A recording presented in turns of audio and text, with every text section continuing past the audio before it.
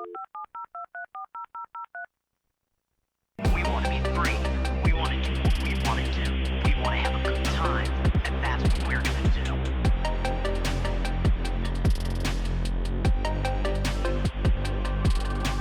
We're going to have a good time. Hi, everybody. Welcome to another episode of Bygone Bros. I am your co-host, Kyle White, joined here by my brother, Trevor White. How are you doing today, Trevor? Hey, you doing well? Today's episode is about a topic that is rather timely, I think, for early September, for some parts of the country, maybe late August. But we're talking today about back to school, which is for some maybe a point of excitement. I think for most it's kind of a moment of dread to know that summer break is over and that you're returning back to school as usual and sort of the grind, as it were.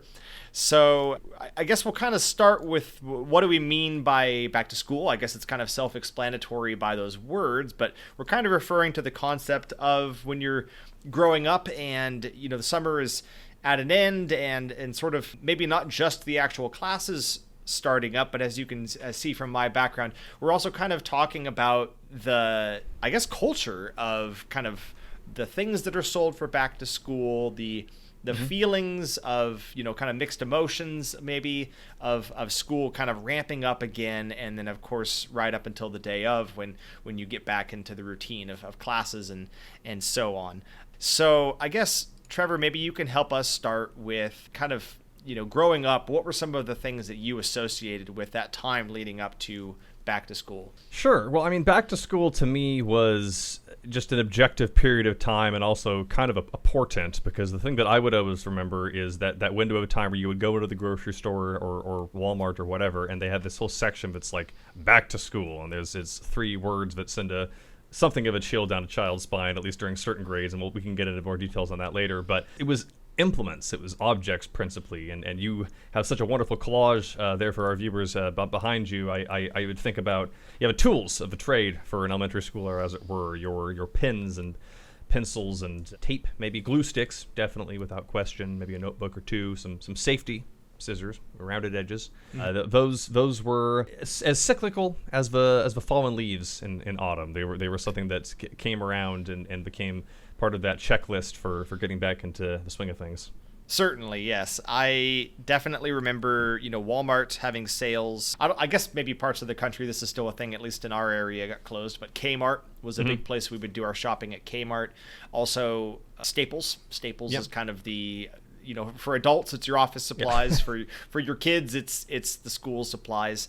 And all the things. Target, I don't know that we went to that much, but I know these days I see them do that kind of stuff. Yep, Target for sure. Kind of just your big sort of shopping outlet kind of complexes, I guess you'd call them, always would have the back to school supplies and all the things that you mentioned. The backpacks, always exciting when you can get sort of a new backpack that is a JanSport or something that has the vibrant colors or patterns. Nowadays, I feel like a lot of them are a little bit more elaborate maybe in their designs, but when we were younger, it was mostly just kind of different colors for the most part. And certain things certainly back then that we can get to kind of comparing to nowadays later in the episode, but things like even just a basic calculator, like getting a calculator, getting a ruler, what else, your markers. There's all the different types of, was it rose art markers, along with the colored pencils, sometimes scented, maybe a little bit too scented, inviting children to take just a little whiff. Which, just a little something to take the edge off in between periods. A little something to take the edge off. So all those things. And I think as you get a little bit older and you start to have more to manage, you start getting into your binders and trapper keepers and different things. Did you ever have like a big beefy binder? I had a couple over the years. There's one in particular that I remember, and this might have been middle school or early high school. I think it was probably just particle board or something, but the exterior of it was kind of a poly plasticky fabric, and there was like a netted section where you could slide papers into, and you would unzip this thing, and it was a big rectangle that would open up, but it would have these sleeves. And I just remember wearing that thing to pieces because it was really quite durable and a great way to get all of your stuff in one place back in a time when you don't really need to be carrying around much more than some sheets for homework. Yeah. I was big on organizations, so I definitely, you start with the little or I don't know if peachy is the word, but like the little kind of paper. Yeah, folders. that's what I hear people call them as peaches. I don't know why, but yeah. Yeah, maybe they were peach colored or something at one point. Yeah. But the little folders, and then I kind of worked up to your spiral notebooks, and then I had the big big binders, sort of like a big 3-ring binder or something. Yep. And I think at its peak, I had a huge one that was called like a Z binder or something. It was like you could actually open and on both sides there was like a front zipper portion and then a back zipper portion. Oh God. Yes, I think I remember that. Yeah. It was huge. Yeah. Like it took up my entire backpack, and I ended up downsizing to like just a single zipper one into like college, and I don't know, I should admit that or not, but like into like college and law school, I was still using one of those zipper binders, but it worked for me. Like it kept things organized in a way that I was used to. But when I was younger, I had some pretty large ones as well. So those are kind of an assortment of different types of back to school supplies that were really big in the early days. Also with pens and pencils, I figured I'd bring this up because it is I think a point of contention, and I think I already have my answer loaded. But between pens and pencils, like when you were a kid growing up, what was your preference between the two writing implements? As a kid, I preferred pencils just because I felt like, well, a couple of reasons. One is you can erase it. It was fun to sharpen. It was frustrating when you wouldn't do it right, especially with one of those little pocket ones, and the tip of the graphite would end up breaking off. And I felt like the designs were more interesting. I think that there were pens that had cool gel colors and stuff, but pencils would have all these neat little art wraps around them, and even sometimes things I was into, like we've talked about book fairs on the show before. Pencils were sold there pretty regularly as well, and then you would find them as very cheap kind of impulse purchases at bookstores and things, and they would have Pokemon, or they'd have like cool colorful designs on them or something, and it felt really like a fun way to sort of personalize an otherwise very rudimentary tool. Yeah, for sure. I definitely remember book fairs selling really elaborate ones with different kinds of wraps of characters and patterns and so on. I think I remember specifically like an Ella Kid pencil, and it had a topper on it that was really pencil just a toppers. toy. Now let's pause to honor the pencil toppers. Yes, and pencil toppers came in a range. Maybe these are still a thing, but I remember them being a big deal, even though they were totally impractical most of the time. They were almost like toys that you would just sort of jam onto the top of your pencil that were like very oversized and unwieldy. But then there were also sometimes ones that were proper erasers that were just kind of oversized erasers. I think there was like a star-shaped one. I remember there was like, I think for Halloween they had certain ones that were shaped like different little Halloween characters. So the pencil topper was certainly a thing. And I would agree. I would say I was always a pencil person. I think to this day I like the pencil because it's kind of non-committal. You can it's okay to make mistakes, with a pencil. You can go back. With a pen, it feels like everything you do is like, really committed to paper, and there's no undoing it other than scribbling it out.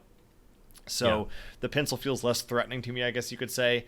And then the sharpening is fun. This is definitely something I don't think exists nowadays, but where you would have the wall-mounted pencil sharpener that was this big kind of almost like dangling part that you could like pop off when you needed to empty it. And then the nice kind of hand crank when you'd stick the pencil in. And you would, I don't know what emotion I would assign to this, but like the point at which you would have to like stand up and then like walk across the entire classroom in front of everyone to go up. Maybe I don't know if embarrassment's a word, but like when you have to get up in front of everybody to go to the far side of the room to go sharpen your pencil. Yeah, you have to go to a secondary location to continue writing. Exactly. Well, because there was, that is indeed the classic style that's on the wall, and some of those things would get a bit rickety, and then you really gotta. It's like trying to pick a lock, because you gotta work the crank. You gotta make sure you keep it straight so it doesn't snap, and if it's rickety, then you gotta make sure that you keep pace with the jiggering of it. But electric ones did make their appearance as well. They probably in our lifetime they've always been there in some form, and I remember those would still kind of have that wood paneled look, sometimes to be a little sleeker, but there you just pencil in, pencil out.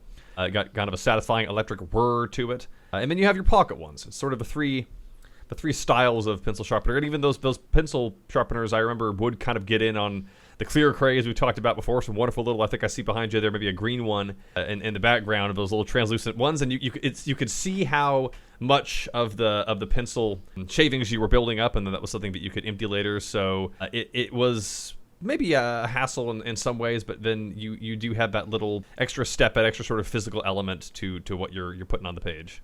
Yes. And I remember as well, one more note on the kind of the wall-mounted, more traditional style ones, and I think even some of the electric ones had this as well. What was the deal with them offering, like, what was it, like 8 different hole sizes or something? Like, Well, who's using stuff of those different, like, diameters? I think that's where we kind of get to the thing about the number 2 pencil, and this has been a quandary since before we were born. I think, like, why number 2 pencil? Well, long story short, there's a scale, or at least there was, that goes like 1 to 4. Maybe it goes higher than that, and that's the thickness of the graphite or the brittleness of the graphite. I think that 1 is the most brittle, 4 is the softest. People in different professions use different ones. Number 2 was settled on as being just right for writing. So my layperson's understanding is that was standardized, but other ones might be either larger or might just have different styles of graphite. But that's a really good question. I can only imagine that it was something that is common, and whoever makes, big pencil sharpener, whatever conglomerate is responsible for that, it's like when they'll have multiple languages on packaging, like it's just cheaper to put them all on the one thing instead of making one for all these different versions. I must assume that there's other kinds of pencils, or maybe even other instruments, I don't know what they would be, where that's a valuable feature. But that is a mystery as far as a student is concerned. Yeah, I never encountered pencils of different sizes. It was always the number 2. That was the standard. Specifically, I think the brand name is like Ticonderoga. Isn't that the name of most, like, pencils? One of them. There's probably a couple of other large ones, but I remember seeing that name come up a lot. Is that affiliated at all with, like, the catchphrase of Tigger from Winnie the Pooh, where he like screams out, like, ticonderugia? I've been wondering that for a long time. I figure we got to figure that out. I don't know. It's probably very unimportant, but I always think of that association when I see the name on that pencil. I'm gonna look that up though. Keep talking, because I want us to have, like, a live moment of discovery here. Yeah, sure. One other thing I was going to mention too on the subject of pencil toppers, which just popped in my head, it was the classic sort of, I guess you'd call it, like, dart shaped, or sort of the pointed pencil topper that had, like, kind of a flat on either side of it. I kind of liked those, but I felt like they were sort of unreliable as erasers. Like, they were fun to put on and off, and you could, like, kind of stick them on your pinky or something. But as classic as those were, I felt like they were kind of a poor substitute for a proper, eraser on your pencil. But yes, at the same time, sometimes the classic eraser that's already part of the pencil would, like, snap off if you didn't get a good one, or you get the really brittle ones where they would actually, like, carve holes in they'd, like, rip up the paper and, like, smudge, like, fashion over function. That's unfortunately common. And so I looked it up. I don't know how Tigger spells it, but when I go ticondorugia, how it sounds to be Ticondourgia, 0 Google results. The closest I'm getting as far as a place, Ticonderoga, is a hamlet in New York State, which I didn't know we still had hamlets. I'm going to put a pin in that, or rather a pencil in that. I don't know. That's very odd. I hope this isn't like Mandela effect thing where, like, please tell us out there, everyone, if we're misremembering this, but I could have sworn he says Ticonderugia. Yeah. Anyway, that's probably enough discussion of that and pencils and erasers, because there's many other things worth discussing over that. But mechanical pencils, what's our stance on those? Mechanical pencils, I don't mess around with. I don't like them either. I think it's the worst of both worlds. You have this really unyielding plastic exterior, and I mean, you want to talk about thin graphite. That thing snaps so easily, and you only get a little bit out at a time by design. I don't know that I ever used those. They certainly weren't encouraging students to use them where we were going to school. I mean, I found them to be, like, frail, weak. They're designed to sell additional. It's like the vape of pins. It's like it's a vape pin. It's about selling the packets. It's about selling the packets of these little sticks. Yeah. I was so annoyed by it. The loading part where you had to try to put in the new bits when you ran out of the graphite. It's like trying to load a musket. Yeah, I did not like them. Like, later on, I would experiment with them a little bit, just as something different to try. And I mean, maybe there's situations I'm not thinking of where they're actually preferable over a standard pencil. I guess, you don't have to sharpen them. That's something. But I couldn't be bothered. They were too much of a hassle. When you got the pins, how often, with the ones that had the little lapel part on the cap of the pin, how many times did you stick your thumb under those and snap it off? I mean, I think there were probably a couple of times, but it was mostly by accident or stress. I don't know that it really was. Well, I was a clicker when I had a pen. I mean, to this day, just great sort of stimming thing. I'm stimming. Do you remember if there was ever a point where you transitioned from using pencils to pens, or were you like always a pencil person? I mean, pens, I don't think it's as simple as saying when I got a job or when I became an adult or whatever, but I think it did become more common as I got older, just because in formal settings, I think pens are the permanence, and there's a classiness to it, I guess. Like I there are contexts in which I can see pencils being used, and I think it is just pencil sharpeners are less common. Pens have more finality to them. I mean, I in my line of work as an attorney, don't see a lot of legal documents being signed with pencil. It just kind of seems a little childish, or at least it's well, because people could erase it, people could alter it. It's harder to alter pen, and I think that kids are making a lot of mistakes, and they are maybe doodling, or it's a context in which something. And pencils are, don't quote me on this, cheaper. The average pencil probably cheaper than the average pen. You think? That's a great question. I would because think pens so. require case. There's metal, there's plastic. The pencil is wood and graphite. Yeah. But in any event, well, I mean, they're making the kids pay for them for classes, so it's not like the school's too concerned about the budget. But in any event, I think that pens seem a little bit. I mean, they can. Let me put it this way: you'll see really elegant pens, like, oh, look at this, the metal casing and the lettering and whatever, and they harken back to the days of the quill. That's where the name comes from. And pencils, I don't think I really see a lot of fancy pencils. Maybe one or two that are, the wood is of better quality, or it's shaped in an unusual way. I'm sure that they exist, but pens can run out of ink too, but pencils, it keeps getting shorter. It has a mortality to it almost, because it just keeps getting more stunted. And then the pen will eventually run out of ink, but it will retain its appearance, and if it means a lot to you, you do have the ability in some instances to replace it. So I think I'm kind of waxing poetic about that, but I think that ultimately the pen just feels like that graduation, like you've taken the training wheels off. Mm-hmm. I agree. I think it was maybe towards like the latter half of high school, I started going from pencil to pen. I also started finding that I was writing so many notes at that point that the pages I was writing on in pencil for class oftentimes would start to smudge between pages. Mm-hmm. It would actually cause like staining and make it hard to read my notes. Yeah, because you're left-handed, right? I'm right-handed, actually, when I write. You're right, okay. Because I know left-handed people struggle with pencil because they're going across the page and their hand is smudging as they go sometimes. So southpaws, I think, uniquely have an issue with. I mean, pens can smudge too, but it's definitely less severe. Yeah, depending on the ink or whatever you're using, but definitely with pencil. And actually, I would oddly have that problem with a lot of pencils, even as a right-handed writer, where I would be writing and kind of this side of my hand would start to get like stained gray from the graphite and kind of like smearing. Because I have a very weird way of writing. It's hard for me to like show on, I guess I have a pencil here. It's hard for me to show on camera, but like this is how I hold a pencil when I write. It's kind of this like unusual grip, and I actually got in trouble in school when I was very young because they kept telling me like you're writing wrong. Like I had to like stick my pinky out was how they said I was supposed to do it. And I got in trouble for the way that I learned how to write, and then I just never stopped writing that way. I just kind of sure, and that's it's like learning how to type or anything. I don't know, but I'm sure I did at some point, but that is the tendency, I think, when just people, humans, but maybe kids, they want to grab it and like kind of do this like crayon. And there is a finesse, because you're gonna probably break the pencil or make it really hard to write if you do that. I think I don't know that I had the exact same issue, but I did, because I kind of would choke up a lot on the pencil, and you do smudge more with the hand. But I don't know that I really had that particular issue. But I think learning how to do it is helpful for a pen, because you hold them basically the same way.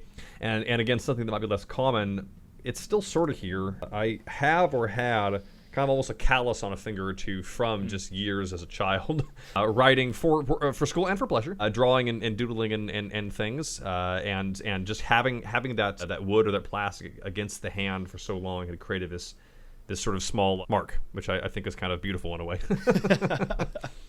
Yeah, it's like a guitarist building up calluses on their fingers. Yeah. Well, let's put a pin in that for the remainder of that particular discussion, because I'd like to pivot now to talking a little bit about, I guess, the feelings growing up, as we touched, kind of alluded to earlier. What was like some of your memories of what it felt like for summer to come to a close, and then for you to know that like school's coming back again? Well, it was definitely mixed emotions. I mean, I think the summer is it's an undercurrent in a lot of what we talk about, but some episodes more than others. I mean, as a kid, you just have all this ultimate freedom, at least in theory. I mean, everybody's parents and schedules might be different, but I know for us it was almost like I didn't know what to do with all that time. Sometimes I didn't have a particular vacation going on, and if it just sort of fell back on running around outside or playing video games or something, I would feel like excited to see friends again, because we did kind of live in the middle of nowhere, and we did have people, I think both of us, that we hung out with and had fun with, but it was a different environment, and there were benefits to those familiar places that you would go, like the lunch table, and the promise of possibly field trips or of other things that could be kind of pop psychology. But I heard, what is it, like eustress and distress, where there's like good stress and bad stress, and I think it was a little bit of both. It was as bittersweet as it gets, where, oh yeah, I'm going to be able to see my friends again, I'm moving on up, I'm getting older, things are maybe getting harder, I'm moving more towards something, but then shoot, I got homework, I gotta maybe deal with bullies, maybe got to deal with all these other obligations that I have and tests. Like, I'm not gonna lie, it was tough to let go of summer, but I think that there were aspects of it that, let me put it this way, I was never truant, I didn't drop out early. I mean, some of that's just kind of upbringing, but I'm like, no, I mean, I want to go back and do this. Yeah, I would second everything that you said. We were in the same household, so the environment was similar to where we lived kind of remotely, a little bit more out in the country. And so we would sometimes see friends through certain like summer activities, but by and large, we didn't really have sort of the, I guess you could say, movie experience of the 80s, 90s, early 2000s, where you're in sort of that suburban neighborhood and you're always around other friends and families and that sort of thing. Yeah. And so school was an opportunity to get back and start on a daily basis being around, kids our age, friends our age, having those things back in our life again, but at the same time giving up a lot of those freedoms that we had, as much freedom as you have as a kid, but like having, like you said, that sense of like, it's more my schedule, it's more what I want to do with my time versus the structure and rigor of going back into school. But I also remember having kind of, mixed emotions coming back, and the seasons are changing. It's getting a little bit darker for us in the Pacific Northwest, a little bit colder, a little bit rainier. And so you have this feeling sometimes of like, it's literally like dimming. Like it's literally getting like kind of darker and sadder. It's like, oh, school's back again. Yeah. And then all the leaves are changing and that sort of thing. And, there's positives too, of course, getting into Halloween and Christmas and so on. But you feel that changing of the season from summer sunny freedom to kind of darker, back to school kind of vibe. But then also excited to see friends and stuff again. Yeah, and clarify kind of what you mentioned earlier, the school bus for the school district that we went to, at least for the first couple of years growing up, we were like about as far out as it got in town, and the bus just sort of stopped coming out there. I don't know if that was a conscious decision, but we were driven to school for most of our lives and didn't have cars until later. So again, a lot of nonsense can happen on school buses, so I'm not going to pretend to be nostalgic for that too much, but it was a fun environment in its own right for going out for, like I said, field trips or end of the year. Everybody did really well and they got to go to Wild Waves or whatever. We've talked about that before, or just sports events or something. Some people you don't want to be stuck on a bus with, and other times it's a really cool way to just be basically on a ride with your friends when none of you are old enough to drive. Yes. Yeah. Because we also didn't have that really traditional, other than like you said, when we were very young, for just a little bit, we did a little bit of bus. And then as we got older, it just wasn't, for whatever reason, wasn't really something we did anymore.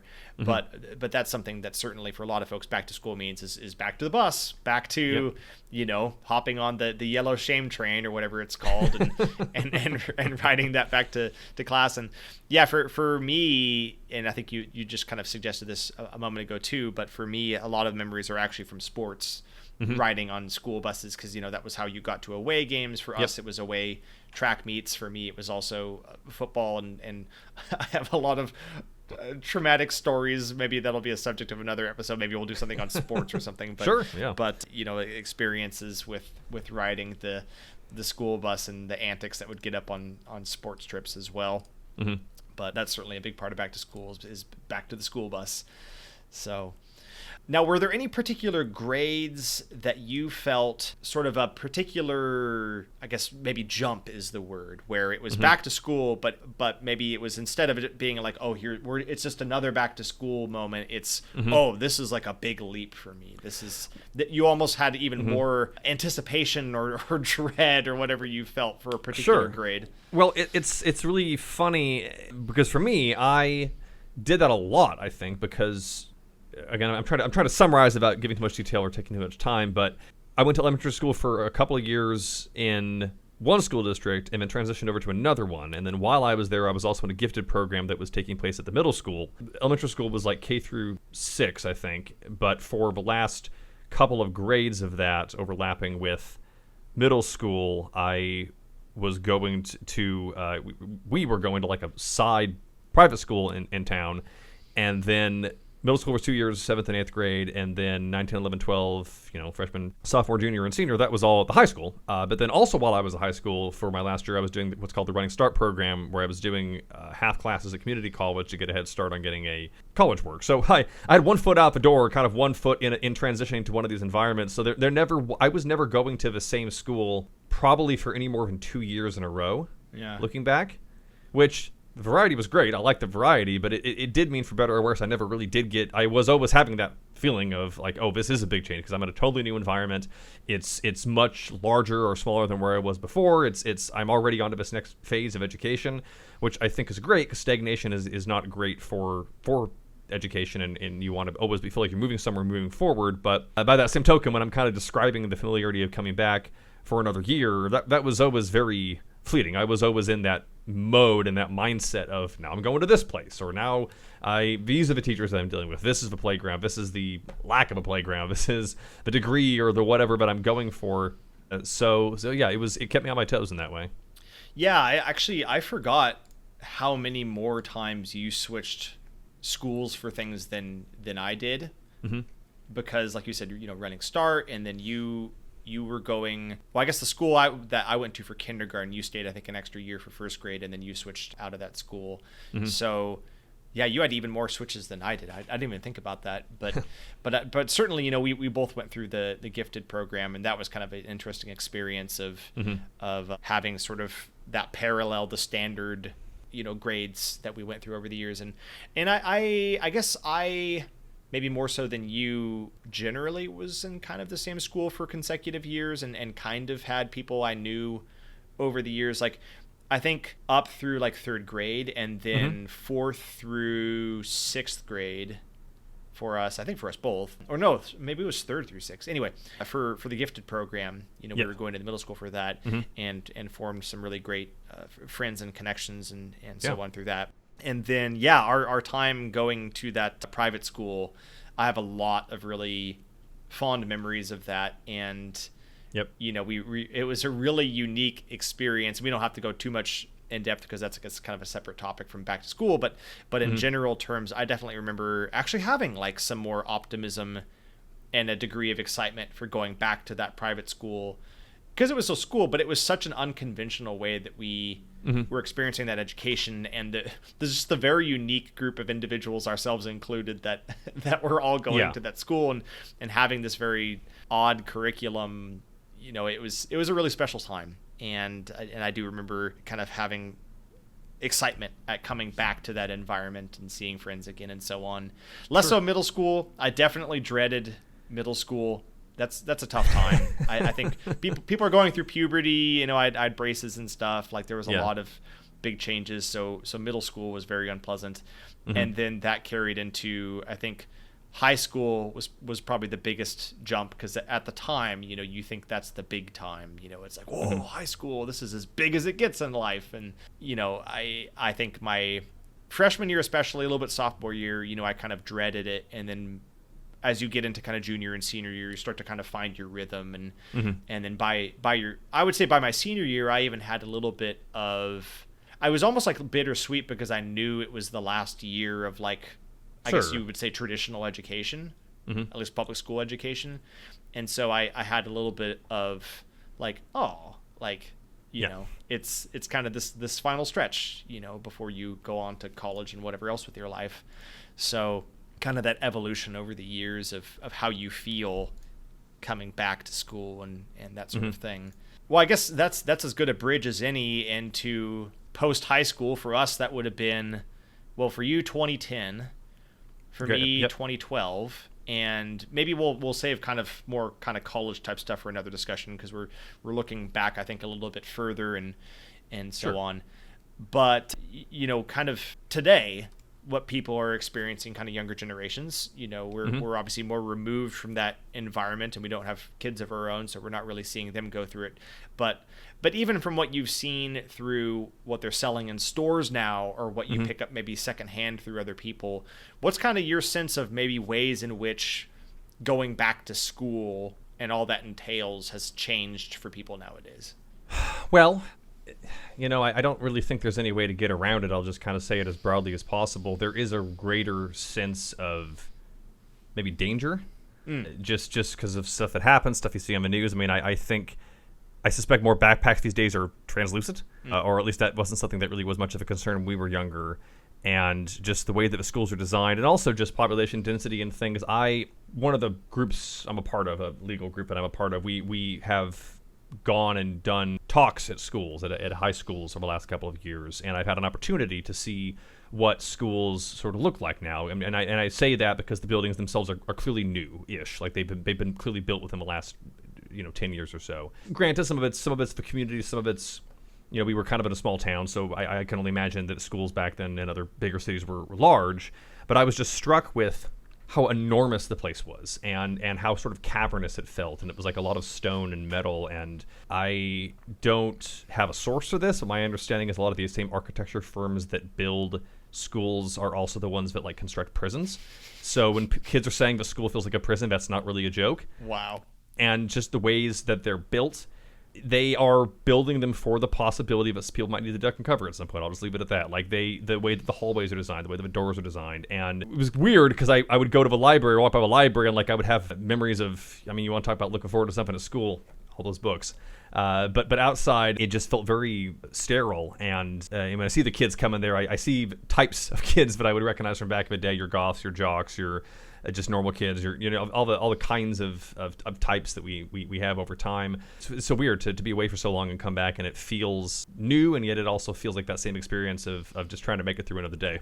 Oh yeah. I mean, it's been a long time since I've set foot in any school earlier than a college classroom, but observing from the outside in, because our high school got a huge facelift. Like they renovated it into a completely like almost new looking building.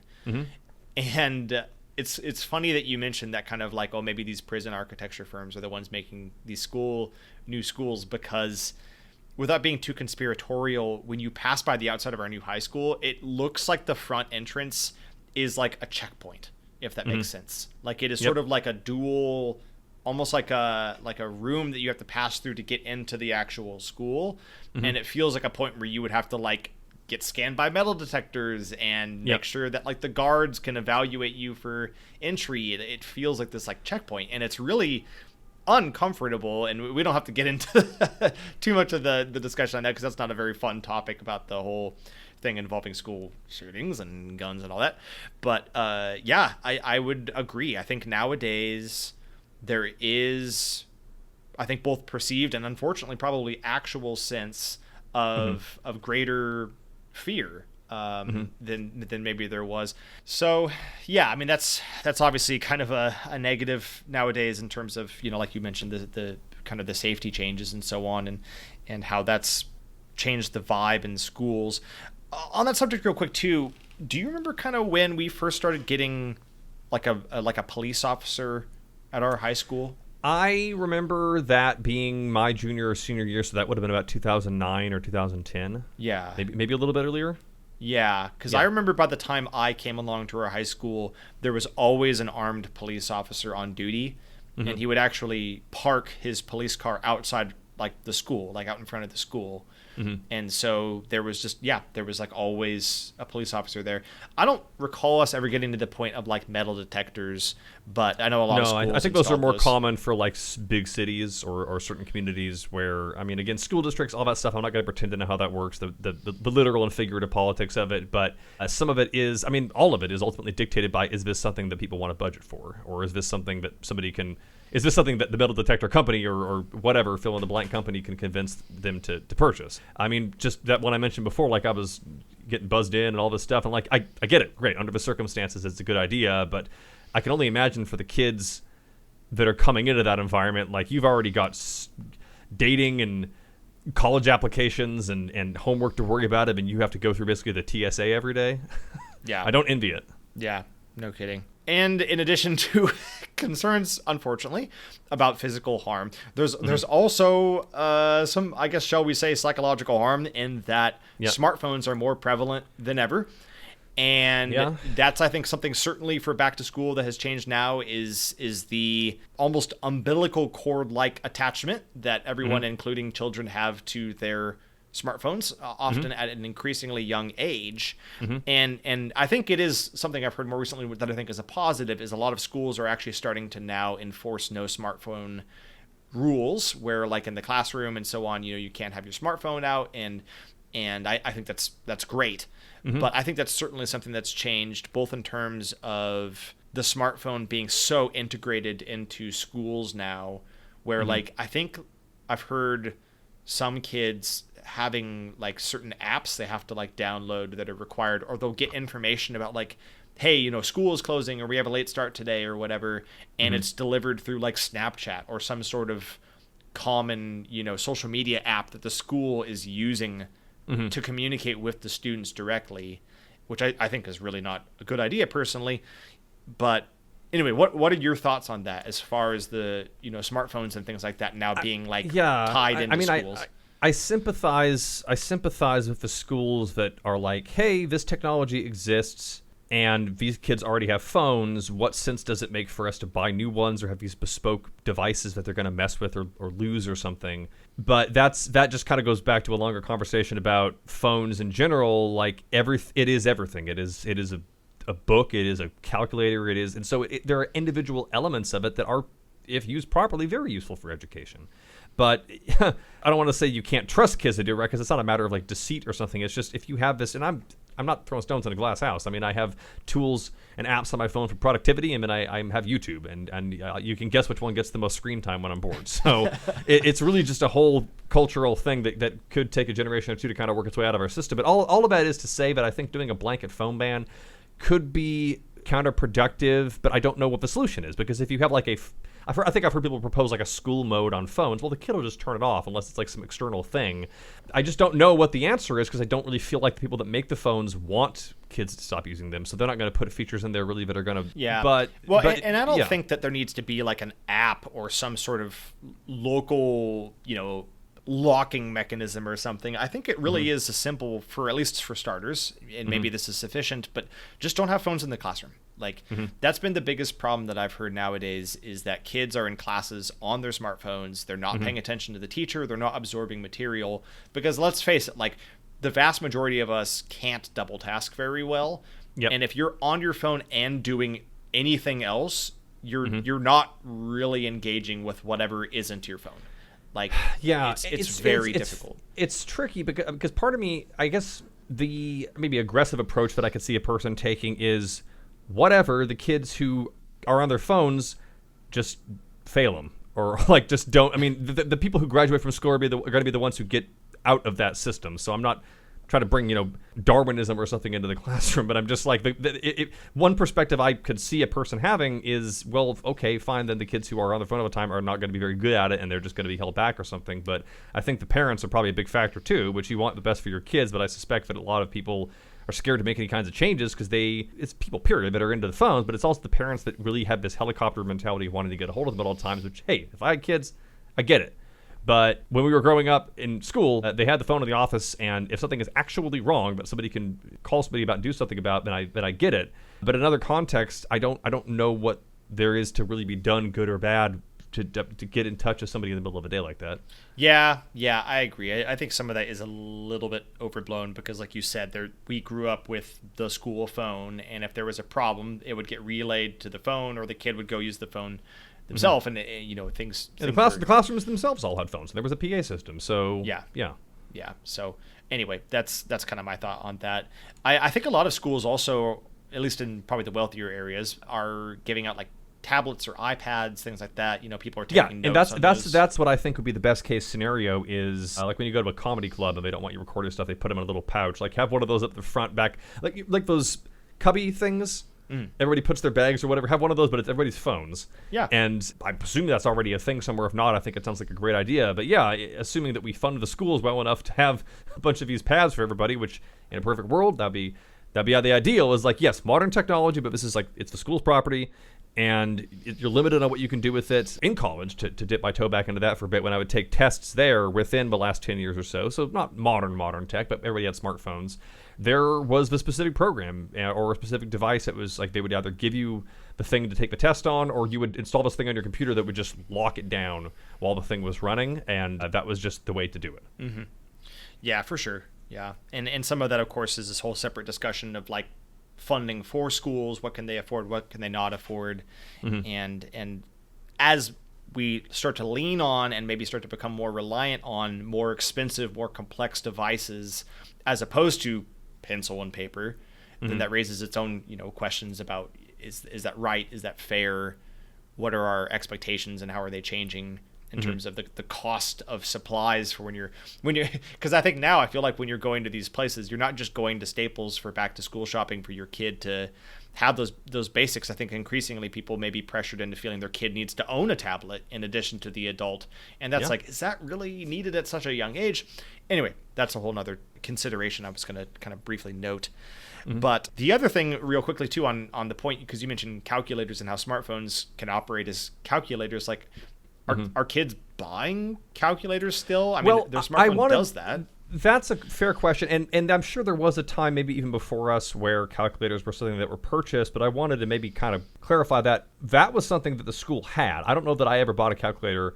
They had the big TI-83s or whatever the brand was, and they would have numbered ones in each classroom or whatever teacher was teaching, let's say math or something where a calculator was needed, and they were left in the classroom, and you would just pull them out, and they had kind of a plastic sleeve that would kind of go on like this, and I always had fun playing with those or flipping it onto the back. But no, to my recollection, we never purchased them. It was always these specific graphing calculators that were for predominantly math classes, and people would find all kinds of uncouth things to write with the numbers when you turn it upside down to leave for the next person that comes in or something. But I was never very good at math, so I didn't find myself using them very often for anything other than I kind of liked the little animation where the graph would sort of draw if you put certain X and Y points in. But yeah.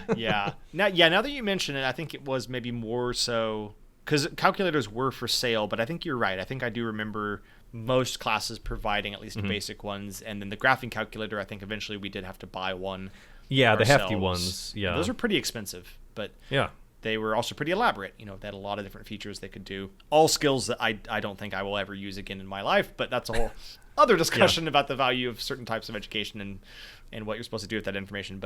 But yeah, anyway, I was just going to note that too, that like the smartphone, because it does so many things at once, I do wonder how many classrooms now are just saying like, well, just use your smartphone. Like we don't need to provide you with a calculator anymore because you have your smartphone to do it for you. But I guess on the subject of newer technologies coming in and changing, how kids interact with information and how the things, how they learn. The big bugaboo, I think, that is sort of looming over all education now is artificial intelligence.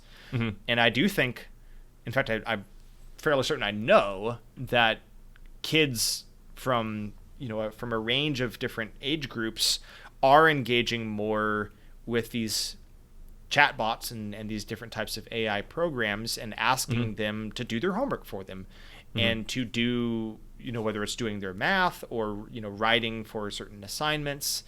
And I wonder how that is sort of affecting kids, how they view school, how they view going back to school and sort of school itself as is it less intimidating, or what is the vibe as far as learning goes when you have this incredibly powerful tool now that can sort of step in and do a lot of things for you that, like, for me at least, I have a lot of memories of anxiety over, like, oh, I have to go back to school. That means assignments. That means dealing with really tough math problems that I can't figure out. And how am I going to, like, get the right answer? I'm going to have to go meet with my teacher and talk about it, or meet with a classmate or something who can help me work through it. And now it's just like, I'll just ask ChatGPT, or I'll just ask this program, and it'll just do it for me. Like, I don't even really need to think that hard about it most of the time. So I don't know. Well, I am no fan of generative AI. I'll leave it at that for now. But I think the underlying mentality is something that has existed for a long time.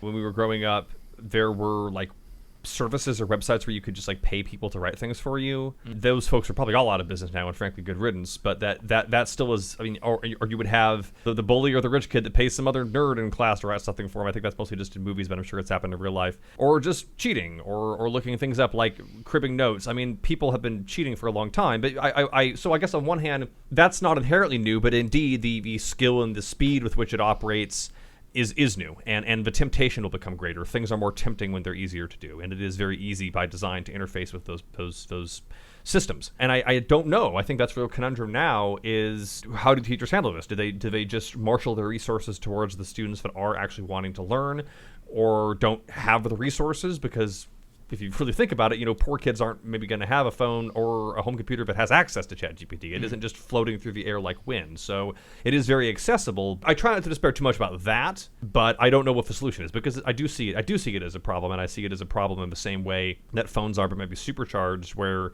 there's not really an incentive to engage with the material. And I say that as somebody, again, who didn't ever cheat on anything in particular in school, but I did definitely have times where I was like, man, I hate having to fill all this stuff out, and that's a universal thing, but it's part of that process. I don't think it's there's things about school that could be a little bit ritualistic and maybe can change for the better, but I don't think the way to do it is just feeding all the answers to people through a program, because you got to learn how to figure it out. That's why teachers tell you to show your work, and I know I was always frustrated by that as a kid, because I'm like, I got the answer right, who cares? But that means that you understand why. I think that has become more important than ever, because did you get this from ChatGPT, or do you actually know what you're talking about? Because your ability to independently think is really what I think is being tested here. And it used to be just, do you know this thing or not?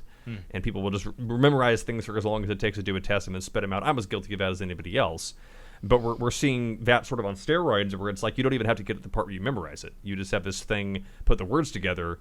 And I just think that there's not a light at the end of that tunnel, because if people don't learn how to do these things themselves, then if they're going to go out and try to get a job or start a business or do literally anything, and they're clinging to that wire monkey mother, it's not good. Yeah. Oh, that's such a sad visual.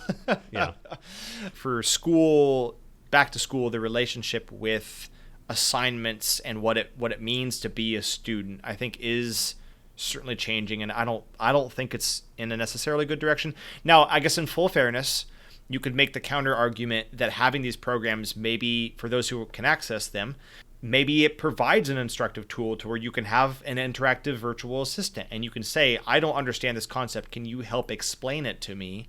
And then now you have something that can actually do what back in the day you would have to type into Google and read through a bunch of different sources and try to figure it out in maybe a more difficult way. Now you have something that can communicate more naturally and say, like, hey, you're confused about this subject, let me talk you through it, and then you can kind of iterate and maybe have more productive conversations. Now there's concerns over hallucinations and is the information accurate? And that's another concern, is, students using these programs for homework.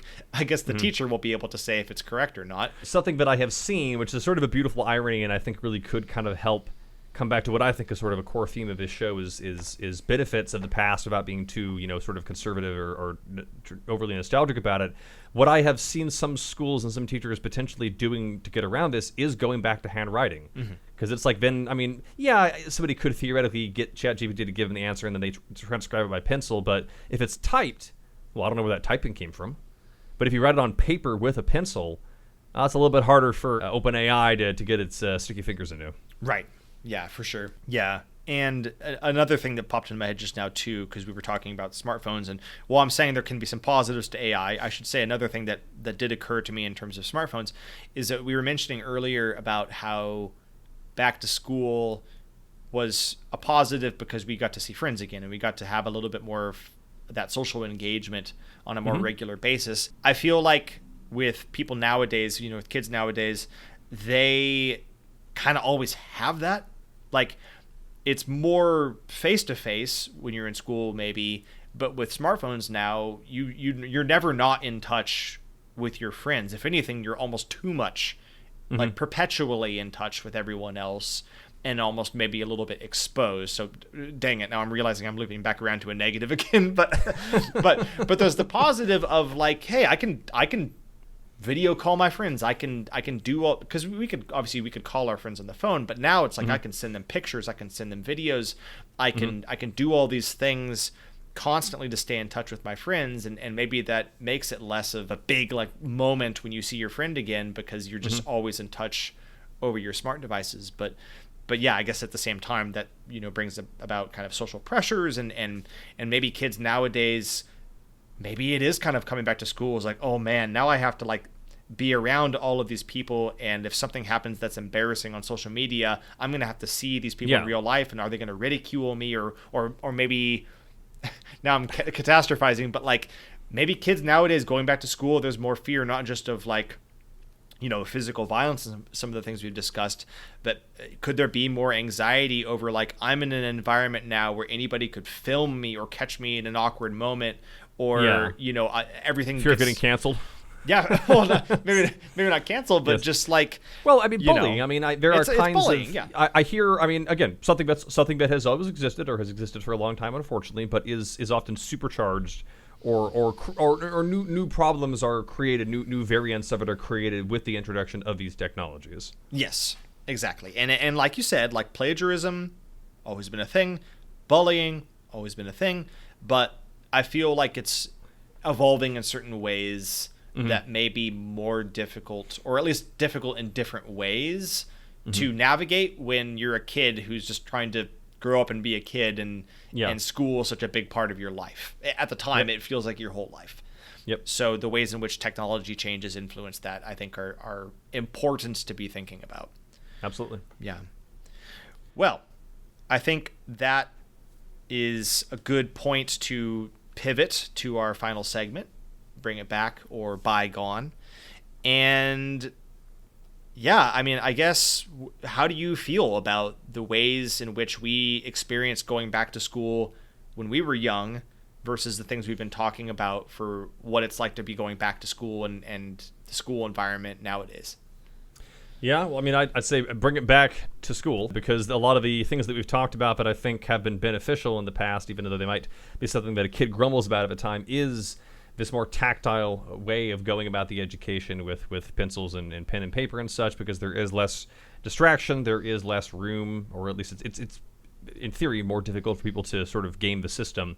So I think that's beneficial. The routine of it, of being able to have these little pencils and everything that you personalize, and the calculators and such, it's more discreet. I think it's good for these devices to be separated when you're learning how to hold a pen or pencil, or how a calculator works, when it's its own thing, when it's discreet. And that's something that I don't think I've been shy about acknowledging, is when you have these, everything is something else, is discrete, is a physical object. Media is one thing, education is another.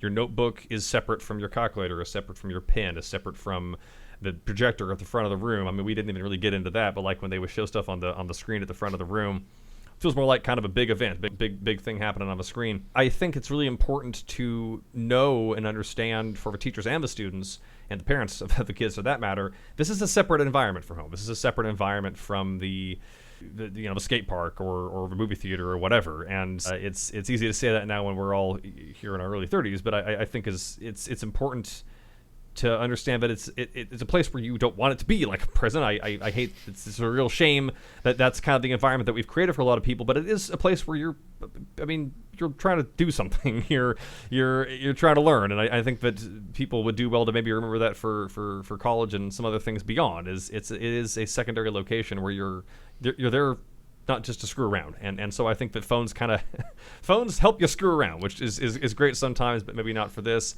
So I think bringing back that mentality towards education, or sustaining it rather, but finding intelligent ways to incorporate new technology. Again, we're not going to solve those riddles in this meeting, in this conversation right now, but I think it's absolutely the question of our time, because the young people, it's kind of a cliche, but they are the future. That's just how that works. So how we educate them is pretty important, or how they choose to be educated or engage with the material is very important.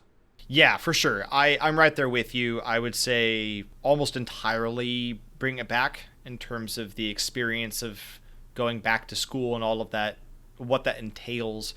I think the nature of our interests and our kind of bent on this show towards technology means that we're sort of skipping over discussions of maybe changes in how education is administered, the types of classes, there's other dimensions other than just blaming everything on technology and saying, oh, kids these days have a worse experience getting back to school and what school's like just because of technology. So I want to acknowledge there's a lot of different things at play with that, but just sort of focusing on the things that we've talked about.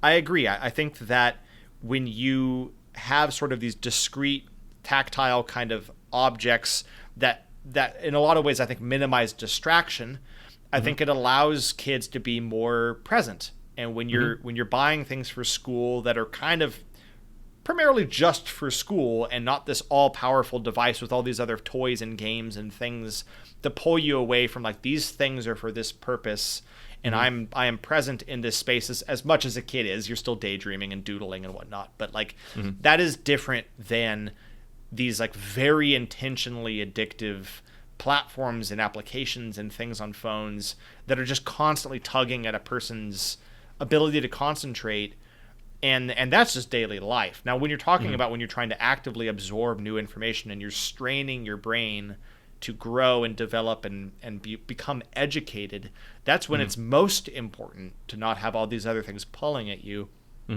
So I think in that sense, people are, to a degree, bringing it back already with these rules that a lot of schools are rolling out, where it's at least, no smartphone in the classroom. People are starting to realize that the convenience and the too much freedom that's been given to these devices is having, I think, a negative impact on kids. We're already seeing them start to bring it back and go back to some of the older ways, and I think that's a smart move.